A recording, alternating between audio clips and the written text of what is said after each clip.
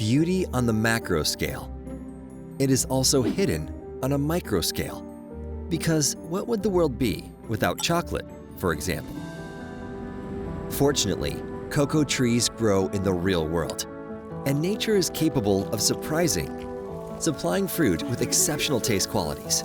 Just a pinch of technological creativity is all that separates them to become a pleasure enclosed in a bar of chocolate. But let's start this story from the beginning. For this to happen, the cocoa beans are first cleaned and carefully selected, and then subjected to a roasting process. They lose moisture to facilitate the grinding process. The resulting cocoa powder and cocoa butter go directly to the production line. There, they are mixed with other ingredients to form the ideal base for the final product. The pulp is then ground so that it can be conched in the next stage. The final step is to seal the unique flavor within the shape of a small chocolate bar. Because pleasure on the micro scale is sometimes more delicious than on the macro scale.